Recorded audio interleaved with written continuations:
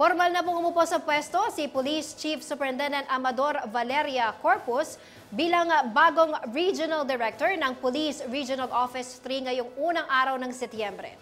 Sa ginawang change of command, inilatag ni Corpus ang kanyang mga programa para sa peace and order sa gitnang Luzon. Si Justin Sayo ang may balita. Isinagawa na nitong Biyernes ng umaga ang Assumption Ceremony para sa bagong Regional Director ng Police Regional Office 3 na si Police Chief Superintendent Amador Valeria Corpus matapos ang panunungkulan ni Police Chief Superintendent Aaron Aquino.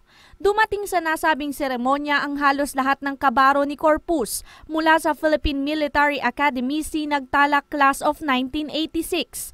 Tulad ni na NCRPO Police Director Oscar Albayalde at CIDG Director Chief Superintendent Roel Obusan. Isinusulong ng bagong hepe ng Police Regional Office 3 ang higit na pagpapaigting ng kampanya kontra iligal na droga, illegal gambling at mga pasaway na pulis sa Central Luzon. Sa pamumuno ni Corpus, ipagpapatuloy pa rin daw ang internal cleansing sa hanay ng mga pulis at titiyakin din daw niyang maaalis sa trabaho ang mga tiwali at pasaway na pulis kung kinakailangan na sangkot sa kriminalidad. On our campaign against illegal drugs, it would be as relentless and as passionate as the Chief PNP desires.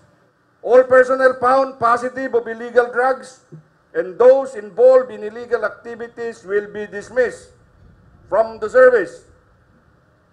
It will be absolute with no considerations. Nangako rin ng bagong hepe ng mga pulis na kanilang palalakasin ang hanay ng mga pulis, partikular ang pagre-restore at pagre-restructure ng public safety forces sa rehiyon, laban sa banta ng mga kalaban o pagsalakay ng mga miyembro ng New People's Army. The NPA, the terrorist NPA attacks are being escalated. Alam nyo naman po yan. There were instances in Visayas and Mindanao, including in Luzon, na hinaharas nila police station, kinukuha yung mga firearms and other things, sinusunog nila yung ano.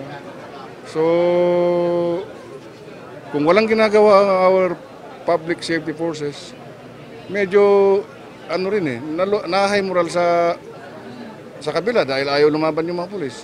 It's supposed to be from every week, from time to time, you conduct combat operations. Hindi yung pupunta ka ngayon, after 2 hours, mag-withdraw ka.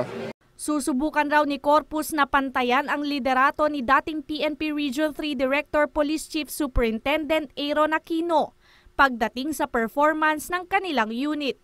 Masyado raw maganda ang performance ng PNP Region 3 bago ito iwanan ni Aquino. Karamihan po yung mga pumunta ngayon are class 86, so I will have better coordination. Anong kailangan ko sa CIDG, sa logistics, the budget, the director for operations.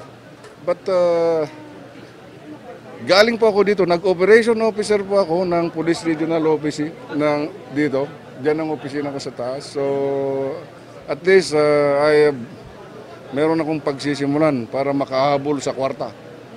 Nagpaabot naman ng mensahe ang kabaro ni Corpus na si Police Chief Superintendent Archie Gamboa na kasalukuyang hepe ng directorial staff. Naniniwala ako sa iyong kakayahan, naway sa pagtanggap mo ng bagong hamon na ito, sa iyong serbisyo ay ibigay mo ng buong buo ang ninanais na tunay na serbisyo ng ating kababayan at kababayan mo dito sa Police Regional Office 3. At maging ng ating mga kasamahan sa pambansang pulisya. Si Corpus ay miyembro ng Philippine Military Academy Sinagtala Class of 1986. Nagsilbi bilang Provincial Director ng Tarlac noon at naging hepe ng Regional Operations and Plans Division. Naitalaga din si Corpus bilang Direktor ng Logistics Support Service ng PNP sa Camp Crame. Ako si Justin Sayo para sa Metro Central Luzon News.